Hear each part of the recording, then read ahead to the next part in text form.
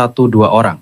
Ini fenomena yang meluas, terutama di kalangan guru dan tenaga kesehatan di daerah-daerah terpencil. Dari sisi sistem, Indonesia saat ini memiliki 2 pilar utama sistem pensiun, yaitu dana pensiun wajib dan dana pensiun sukarela. Pilar pertama terdiri dari program jaminan hari tua dan jaminan pensiun, baik untuk pekerja swasta, ASN, maupun anggota TNI dan Polri. Pilar kedua adalah program pensiun sukarela yang diselenggarakan oleh Badan Hukum Dana Pensiun.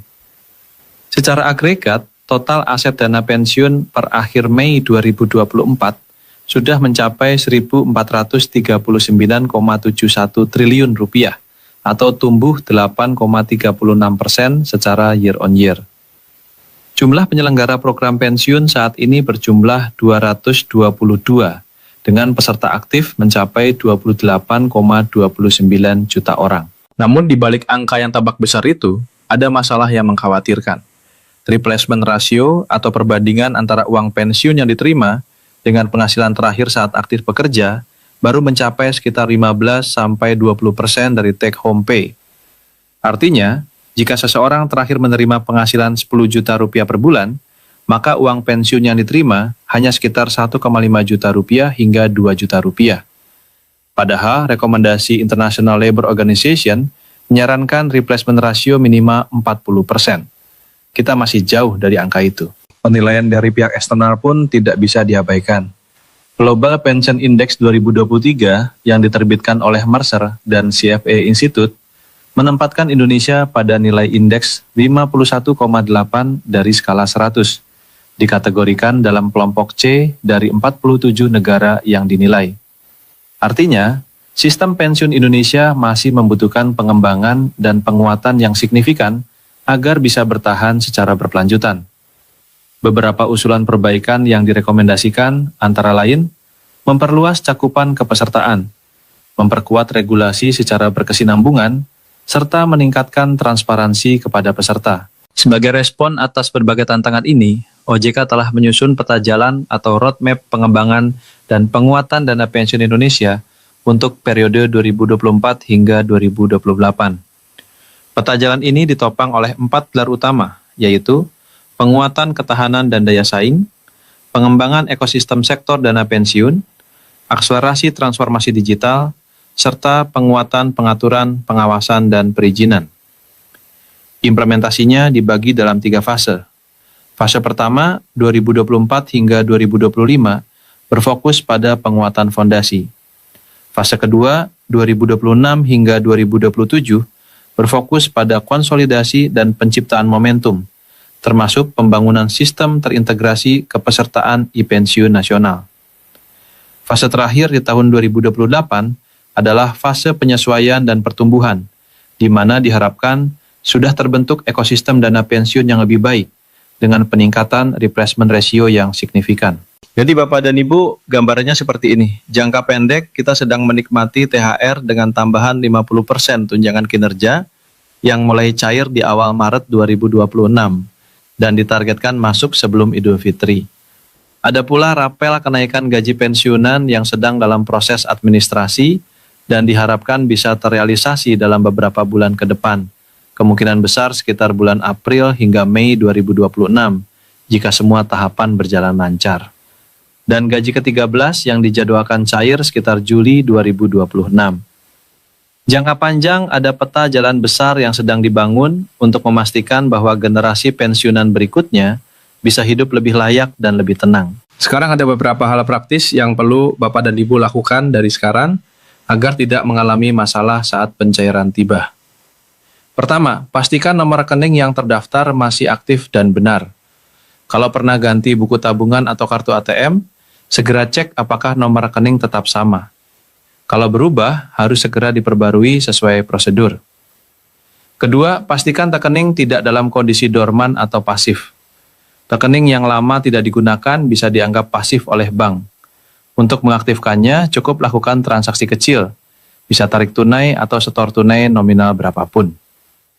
Ketiga, pastikan data kependudukan rapi. NIK, nama, dan tanggal lahir harus sesuai antara KTP dan dokumen pensiun. Perbedaan kecil dalam penulisan nama sekalipun bisa menyebabkan verifikasi tambahan yang memperlambat proses. Keempat, jika ada perubahan status penerima, misalnya pensiunan utama, meninggal, dan hak berpindah ke janda atau duda, pastikan proses administrasi perubahannya sudah diselesaikan. Kelima, simpan dokumen penting seperti SK pensiun dan kartu peserta. Walau sistem sudah digital, dokumen fisik tetap berguna sewaktu-waktu diperlukan. Dan yang tidak kalah penting, waspadai penipuan. Setiap kali ada kabar pencairan besar, selalu muncul oknum yang mencoba memanfaatkan situasi. Mereka bisa mengaku sebagai petugas bank, petugas lembaga penyalur, atau bahkan mengaku dari Taspen atau BPJS. Modus mereka beragam, mulai dari meminta data pribadi, PIN, password, OTP, hingga meminta biaya administrasi agar pencairan bisa dipercepat. Ingat baik-baik, petugas resmi tidak akan pernah meminta PIN, password, atau OTP. Dan pencairan hak bukan layanan berbayar yang bisa dipercepat dengan uang pelicin. Kalau ada yang meminta seperti itu, abaikan, blokir, dan laporkan ke pihak berwajib atau kantor terkait. Untuk memantau informasi resmi, jangan jadikan grup WhatsApp sebagai sumber utama. Prioritaskan informasi dari kanal resmi lembaga penyalur, website resmi instansi terkait, aplikasi resmi, akun media sosial terverifikasi, atau langsung datang ke kantor cabang bank penyalur. Kalau ada info dari pihak bank, pastikan itu benar dari kantor resmi, dan bukan dari nomor tidak dikenal yang mengaku-ngaku petugas. Bapak Ibu, mari kita rangkum semua yang sudah kita bahas.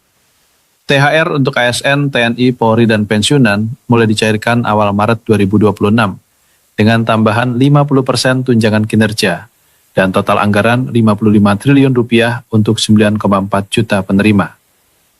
Isu rapel kenaikan gaji pensiunan yang dikaitkan APBN 2026 mulai ramai sejak 28 Februari 2026 dan sedang dalam proses administratif yang diperkirakan membutuhkan beberapa bulan hingga benar-benar cair, kemungkinan sekitar April hingga Mei 2026. Gaji ke-13 dijadwalkan cair sekitar Juli 2026. Penerima umumnya mencakup semua pensiunan yang terdaftar resmi, termasuk janda, duda, dan pensiun terusan. Nominal rapel bervariasi berdasarkan golongan terakhir, masa kerja, dan periode rapel yang ditetapkan. Mekanisme pencairan melalui transfer bank penyalur dan informasi resmi akan diumumkan di kanal resmi. Persiapkan data dan rekening dari sekarang dan waspada terhadap penipuan. Mewakili seluruh tim kami ucapkan terima kasih yang sebesar-besarnya kepada seluruh Bapak dan Ibu pensiunan atas pengabdian yang telah diberikan untuk negeri ini selama puluhan tahun. Jasa Bapak dan Ibu tidak akan pernah terlupakan. Semoga semua proses pencairan berjalan lancar, tepat sasaran, dan benar-benar sampai ke tangan yang berhak. Semoga negara terus hadir dan memenuhi hak-hak Bapak dan Ibu dengan baik. Wassalamualaikum warahmatullahi wabarakatuh. Lalu, karena yang kayak gini bukan 1-2 orang, dari ASN, PNS, TNI, Polri, pensiunan, sampai pekerja swasta, semuanya lagi nunggu kabar yang sama, nunggu kepastian. Hari ini bukan kabar biasa, ini bukan sekadar gosip grup WhatsApp atau potongan video yang setengah-setengah. Kita bakal bahas 3 pengumuman penting soal pencairan THR 2026 yang disebut-sebut tinggal tunggu ketok palu resmi. Dan kabar ini nyangkut ke sekitar 10,5 juta orang, artinya jutaan keluarga lagi pasang telinga. Hari ini Selasa, 24 Februari 2026, kita sudah masuk hari-hari awal Ramadan, suasana puasa udah kerasa, harga bahan pokok mulai naik-naik tipis tapi bikin mikir, kebutuhan rumah tangga nambah, dan di tengah situasi begini, kabar soal THR itu rasanya kayak angin sejuk di siang bolong. Pengumuman pertama yang paling ditunggu-tunggu, kabarnya pengumuman resmi pencairan THR 2026 akan disampaikan langsung oleh Presiden, yaitu Prabowo Subianto. Informasi ini disampaikan oleh Menteri Keuangan, Purbaya Yudi Sadewa, dalam konferensi pers APBN di Jakarta Pusat, Senin 23 Februari 2026. Beliau menyampaikan bahwa pencairan THR bagi ASN, PNS, TNI, Polri, dan pensiunan sedang dalam proses finalisasi. Tinggal tunggu pengumuman resmi dari Presiden, dan yang akan mengumumkan bukan Kementerian Keuangan tapi Presiden langsung. Artinya apa? Artinya ini sudah di tahap akhir, administrasi diproses, anggaran disiapkan. Tinggal nunggu momen resmi diumumkan ke publik. Biasanya kalau sudah di tahap begini, jaraknya nggak lama. Anggaran yang disiapkan untuk THR 2026 ini sekitar 55 triliun. Angka yang nggak kecil. Dana sebesar itu untuk sekitar 10,5 juta penerima. Coba bayangin, 10,5 juta orang. Itu bukan sekadar angka statistik. Itu jutaan dapur yang terbantu, jutaan keluarga yang bisa sedikit lebih lega menyambut Idul Fitri. Sebelumnya Menteri Keuangan juga sempat bilang bahwa pencairan THR akan dimulai minggu pertama Ramadan. Pernyataan itu disampaikan 18 Februari 2026 di gedung DPR RI. Sekarang kita lihat kalender, tanggal 24 Februari, kita sudah ada di minggu pertama puasa. Artinya waktunya memang sudah sangat dekat, tinggal hitungan hari. Bahkan banyak yang mulai berspekulasi bahwa sebelum 26 Februari, pengumuman resmi kemungkinan besar sudah keluar. Pengumuman kedua yang nggak kalah penting. Menteri Keuangan mengonfirmasi bahwa dana THR untuk PNS, TNI, Polri, dan pensiunan akan mulai disalurkan secara bertahap mulai Kamis 26 Februari 2026. Catat kata-katanya, mulai disalurkan secara bertahap. Artinya nggak serentak satu hari langsung semua cair. Ada mekanisme, ada proses sesuai instansi masing-masing. Sekarang kita hitung. Hari ini 24 Februari, besok 25, lusa 26. Tinggal 2 hari, kalau memang mulai 26, logikanya pengumuman resmi hampir pasti keluar sebelum atau paling lambat di tanggal itu. Instansi pasti sudah bersiap, bank penyalur juga tentu sudah dapat sinyal.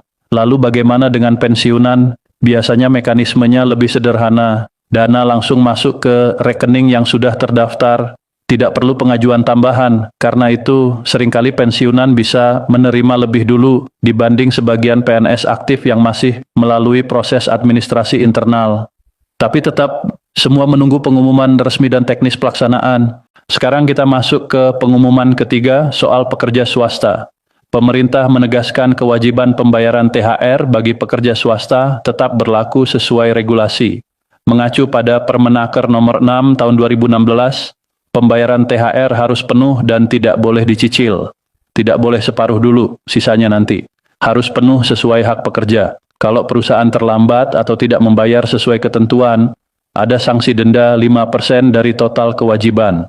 Ini bentuk ketegasan agar hak pekerja terlindungi. THR swasta wajib dibayarkan paling lambat 7 hari sebelum Idul Fitri. Jika Idul Fitri 2026 diperkirakan jatuh 19 atau 20 Maret, maka paling lambat sekitar 11 atau 12 Maret 2026 THR sudah harus cair. Besaran THR bagi yang masa kerja 12 bulan atau lebih adalah 1 bulan upah terdiri dari gaji pokok dan tunjangan tetap.